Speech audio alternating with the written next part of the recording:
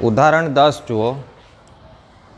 આ ચેપ્ટરનો most important question છે. આખા ચેપ્ટરમાં સૌથી વધારે ઇમ્પોર્ટન્ટ પ્રશ્ન છે તો આ જ છે, બરાબર. એમાં એમ લખેલું છે, ચુંબકીય ક્ષેત્ર બી, ક્ષેત્રફળ એ, સોલેનોઇડની લંબાઈ એલ ના પદમાં સોલેનોઇડમાં સંગ્રહિત ચુંબકીય ઉર્જા માટેનું સૂત્ર મેળવો, બરાબર.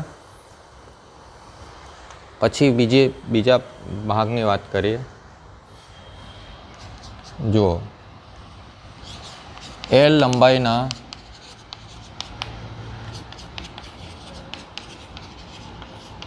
એ આડછેદના એન આટા ધરાવતા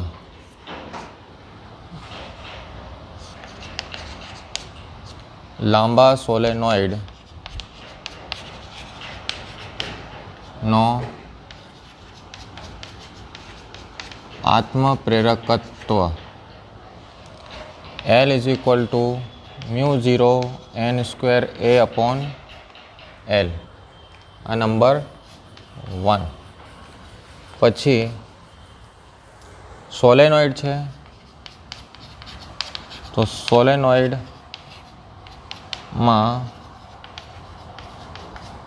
ચુંબકીય ક્ષેત્ર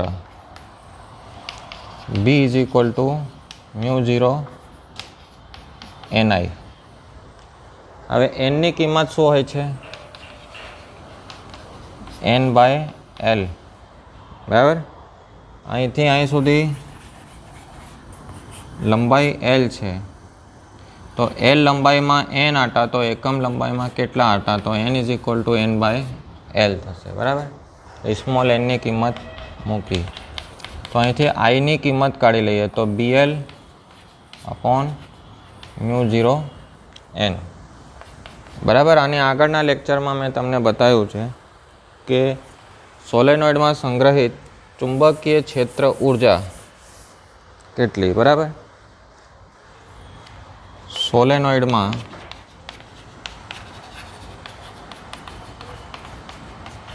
સંગ્રહિત ચુંબકીય ક્ષેત્ર ઉર્જા U = 1/2 Li². તો અહીંથી આઈની કિંમત મૂકવાની, અહીંથી એલની કિંમત મૂકવાની. બંને બે કિંમત આમાં મૂકી દઈએ, આપણો આન્સર આવી જશે, બરાબર. જો એલની કિંમત મૂકીએ તો μ0 n² A/L, પછી અહીં સ્ક્વેર છે BL/μ0 n², બરાબર. કિંમત મૂકી = 1/2 μ0 n² A/L × B² L² μ0² n². તો n² કેન્સલ થઈ ગયું, એક L કેન્સલ થશે, એક μ0 કેન્સલ થશે, તો B² A અને L, બરાબર, /2, અને એક μ0 બાકી રહ્યું તે, બરાબર. U = આ એનું ઉર્જાનું સૂત્ર આવી ગયું. હવે ઉર્જા ઘનતાનો સૂત્ર પૂછેલું છે બી ભાગમાં, બરાબર. તો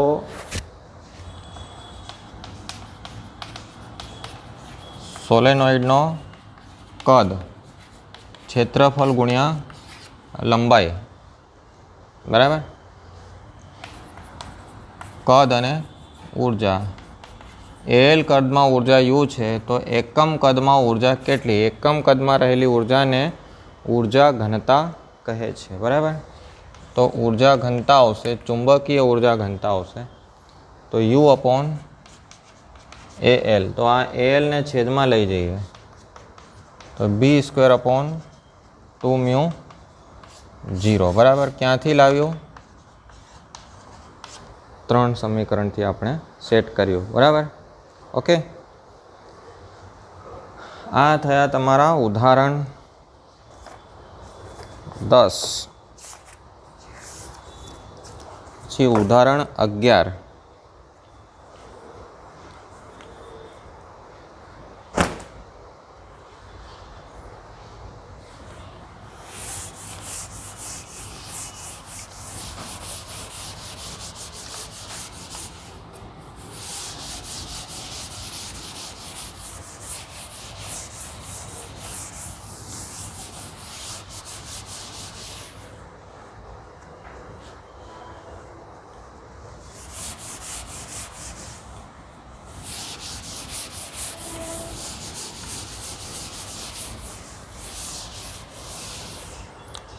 ઉદાહરણ 11 જે છે તે જુઓ કે કમલા એક સ્થિર સાયકલને પેડલ મારે છે. આ સાયકલના પેડલ 100 આંટાઓ અને 0.1 મીટર સ્ક્વેર ક્ષેત્રફળ ધરાવતા ગૂંચળા સાથે જોડેલા છે. એટલે સાયકલ સાથે એક ડાયનેમો જોડેલું છે. આ ગૂંચળું અડધા આંટા પ્રતિ સેકન્ડના દરથી પરિભ્રમણ કરે છે. 1 સેકન્ડમાં અડધો આંટો ફરે, પછી 1 સેકન્ડમાં આખો આંટો ફરે. બરાબર. તો ગૂંચળાના પરિભ્રમણની ધરીને લંબરૂપ ચુંબકીય ક્ષેત્ર આટલું છે, તો મહત્તમ વોલ્ટેજ કેટલા થશે? તો પહેલાં પરિભ્રમણની આવૃત્તિ શોધવાની. આવૃત્તિ શું છે? અડધા આંટા પ્રતિ સેકન્ડ. બરાબર. એટલે 1 સેકન્ડમાં થતા આંટાઓની સંખ્યા, તો એફની કિંમત આવે 1/2 હર્ટ્ઝ. બરાબર. મહત્તમ પ્રેરિત EMF VM is equal to NAB omega. ક્ષેત્રફળ આપેલું જ છે. ઓમેગા એટલે 2πf. આંટા આપેલા છે 100, ક્ષેત્રફળ આપેલું છે 0.1 મીટર સ્ક્વેર, બી આપેલું છે 0.01 ટેસ્લા, 2 × 3.14 અને હાફ. બરાબર. તો 3.14, જો 2 ને 1 3 ઘાત -3. આ 100 એટલે 10 પાવર -2 અને આની 10 પાવર -3. બરાબર. તો 3.14 × 10 પાવર -1 એટલે 0.314 વોલ્ટ. બરાબર છે. 1 નંબરનો પ્રશ્ન છે. હવે ઉદાહરણ પૂરા થયા. સ્વાધ્યાયમાં જઈએ. બરાબર. તો સ્વાધ્યાયમાં જુઓ, એમ કે છે 6.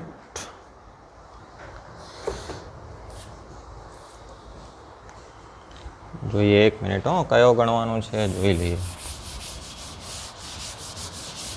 પહેલો તો નથી ગણવાનો.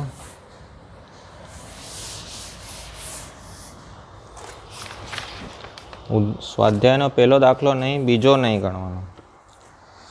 ત્રીજો છે 15 આંટાઓ પ્રતિ સેન્ટીમીટર વાળા એક લાંબા સોલેનોઇડમાં તેની અક્ષને સમાંતર સોલેનોઇડની અંદર 2 ક્ષેત્ર ધરાવતો નાનો ગાળો મૂકેલો છે.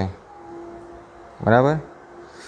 સોલેનોઇડમાં વહેતો વિદ્યુત પ્રવાહ આટલાથી આટલા બદલાય તો વિદ્યુત પ્રવાહમાં ફેરફાર વખતે EMF કેટલું હશે?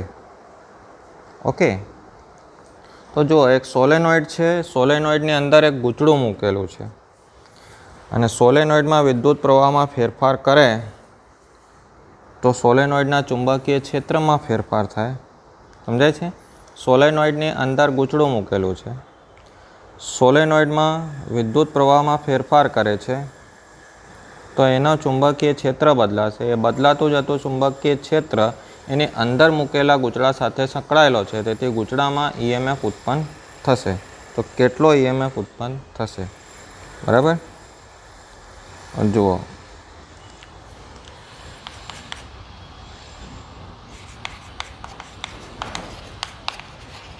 સોલેનોઇડનો ચુંબકીય ક્ષેત્ર B = μ0 NI. બરાબર. હવે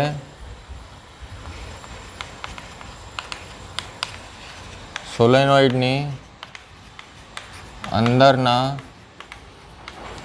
ગૂંચળાનો ક્ષેત્રફળ કેટલું છે? કેપિટલ A છે. ધેરફોર ગૂંચળા સાથે સંકળાયેલ ચુંબકીય ફ્લક્સ કેટલું થશે? phi = AB μ0 NI. આનું વિકલન કરી દઈએ. dφ/dt એ મ્યુ 0 n di/dt.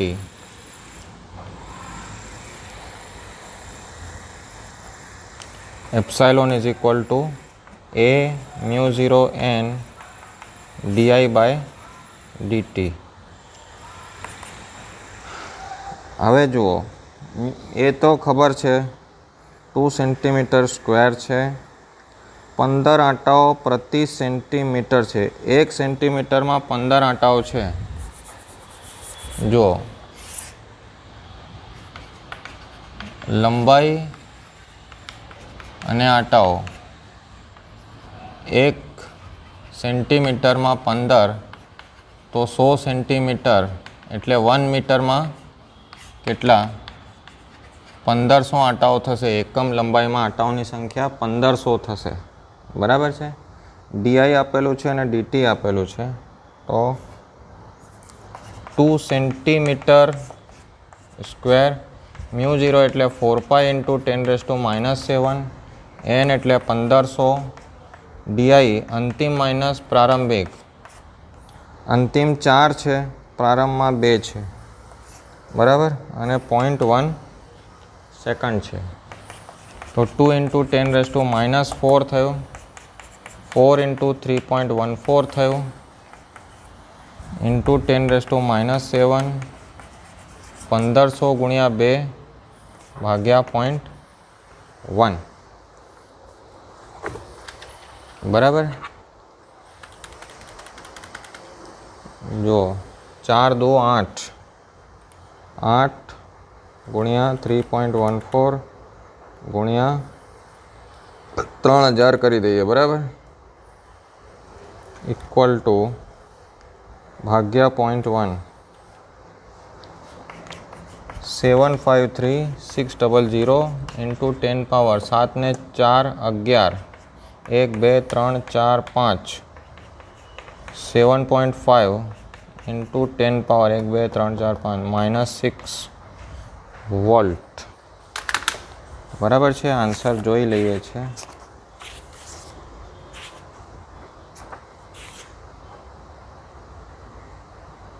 આવે છે. બરાબર છે. ઓકે. પછી 6.4 નંબરનો પ્રશ્ન છે. એમ લખે છે 8 સેન્ટીમીટર અને 2 સેન્ટીમીટર બાજુવાળા એક લંબચોરસ તારનો એક ગાળો છે, લંબચોરસ ગૂંચળું છે. એમાં 0.3 ટેસ્લાના ચુંબકીય ક્ષેત્રને લંબરૂપે મૂકેલો છે. બરાબર.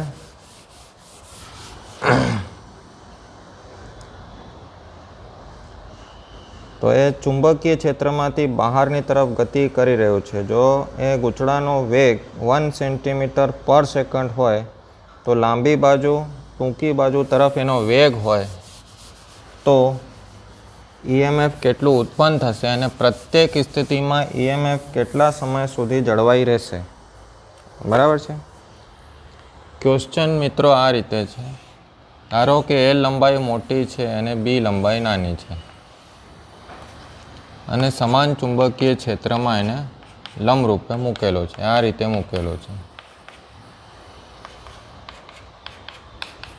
એક વખત તે આ દિશામાં ગતિ કરે અને એક વખત તે આ દિશામાં ગતિ કરે છે.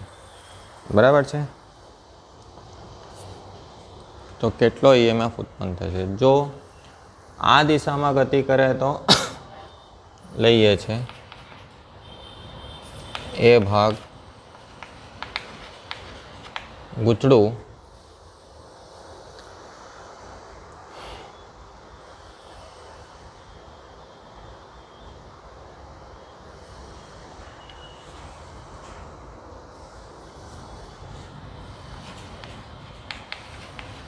એલ બાજુથી ગતિ કરે તો તેમાં પ્રેરિત EMF epsilon is equal two BLV. બરાબર. બીની કિંમત આપેલી છે તમને 0.3 ટેસ્લા, એલની કિંમત 8 સેન્ટીમીટર, મીટરમાં ફેરવાઈ ગયું, અને આ 1 સેન્ટીમીટર પર સેકન્ડ બરાબર, વેગ. તો 8 તરી 24, 2.4 ઇન્ટુ 10⁻⁴ વોલ્ટ EMFની કિંમત આવશે 2.4 ઇન્ટુ 10⁻⁴. હવે જુઓ કે આ ગૂંચળું આમ જાય છે તો અંતર કેટલું કાપશે? બી જેટલો. બરાબર, તો બી જેટલો અથવા EMF કેટલા સમય સુધી રહેશે હે?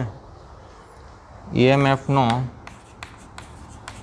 સમય T ઇઝ ઇક્વલ ટુ અંતર કેટલું કાઢશે? બી ભાગ્યા વેગ. આ કેટલું છે? 4 સેન્ટીમીટર છે કે 6 સેન્ટીમીટર? 2 સેન્ટીમીટર. બરાબર, 2 સેન્ટીમાં જ રહેવા દો કારણ કે વેગ પણ સેન્ટીમીટરમાં જ આપેલી છે એટલે 2 સેકન્ડ આન્સર આવશે.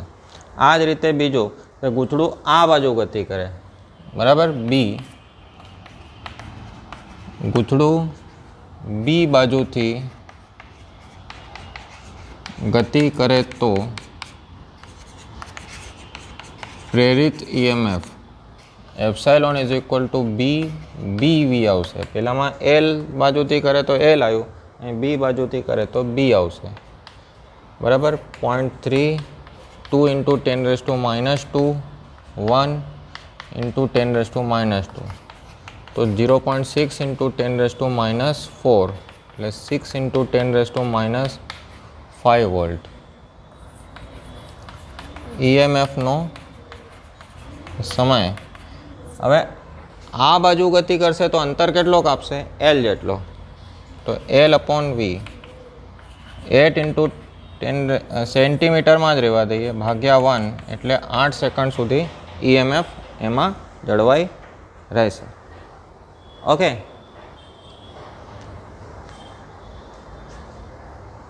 પછી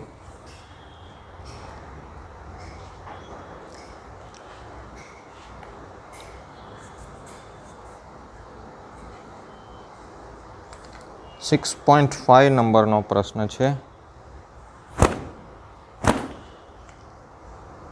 1 મીટર લાંબા ધાતુના સળિયાને સળિયાની લંબ તેના કોઈ એક છેડામાંથી પસાર થતી અક્ષને અનુલક્ષીને 400 રેડિયન પર સેકન્ડના કોણીય આવૃત્તિથી પરિભ્રમણ કરે છે. તો અક્ષને સમાંતર 0.5 ટેસ્લાનો ચુંબકીય ક્ષેત્ર છે. તો EMF કેટલું? આ રીતે સળિયો છે, અહીં રિંગ છે અને સળિયો ચુંબકીય ક્ષેત્રને લંબ રૂપે ધારો કે ઉપર ઉત્તર ધ્રુવ છે, નીચે દક્ષિણ ધ્રુવ, તો ચુંબકીય ક્ષેત્રને લંબ રૂપે આમ પરિભ્રમણ કરે છે 400ની કોણીય આવૃત્તિથી. તો એમાં કેટલો EMF ઉત્પન્ન થશે? બરાબર, તો પ્રેરિત EMF આ હું 6.5 નંબરનો પ્રશ્ન ગણું છું. પ્રેરિત EMF epsilon is equal two 1/2 BΩ/r². 1/2 બીની કિંમત છે 0.5 ટેસ્લા, ઓમેગાની કિંમત છે 400 રેડિયન અને 1 મીટર, તો 0.25 થયું ગુણ્યા 400. 1નો સ્ક્વેર કરશો એટલે 1 જ આવશે. બરાબર, 25 ચોક 100 અને 2 0, તો 100 વોલ્ટ. ઓકે, પછી 6.6 દાખલા નંબર 6.6 છે.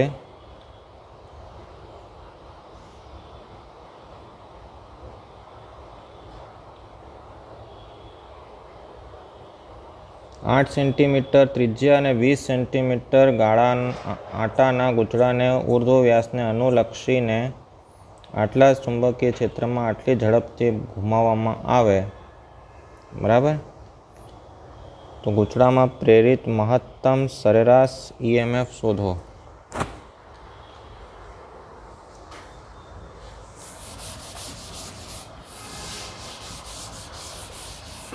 પહેલા મહત્તમ EMF અને સરેરાશ EMF જુઓ.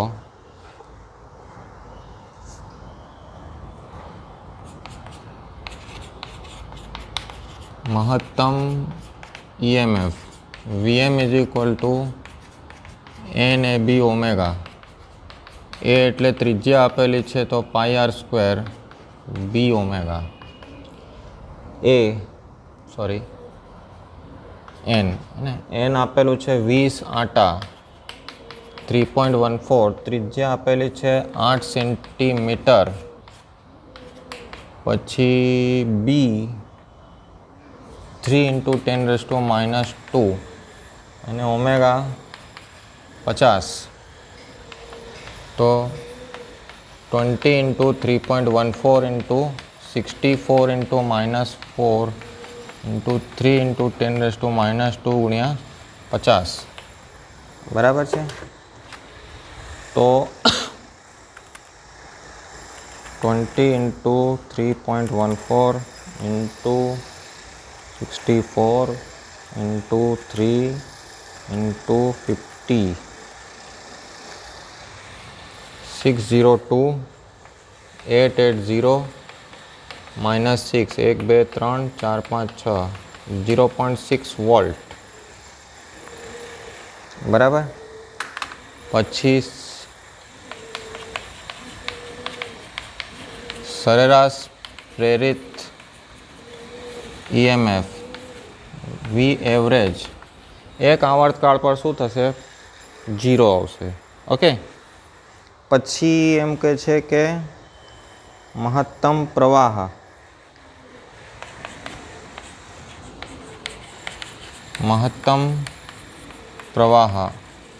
IM is equal two VM/R 10 તો 0.06 એમ્પિયર. બરાબર. આટલો વિદ્યુત પ્રવાહ છે. પાવરની ગણતરી કરો. જો અડધામાં જ મળે છે ને EMF, બાકીના અડધામાં 0 મળે છે, માઇનસ મળશે. બરાબર. એટલે 0 થઈ જશે. એટલે અડધામાં જ પાવર મળશે. Power is equal two 1/2 VM × IM. મહત્તમ મેક્સિમમ લખો આ રીતે કે VM લખો. બરાબર. 0.6 × 0.06 ભાગ્યા 2 36 1 2 3 ભાગ્યા 2 તો 0.018 વોટ એટલે 18 × 10⁻³ વોટ. આન્સર જોઈ લઈએ છે હે ને. મને આન્સર યાદ નથી. 0.603 ચાલશે. બરાબર. પછી આ 06 0.018 ઉપરનો જ આન્સર છે. ઓકે. તમે જોઈ લેજો. પછી 6.7 નંબરનો પ્રશ્ન છે.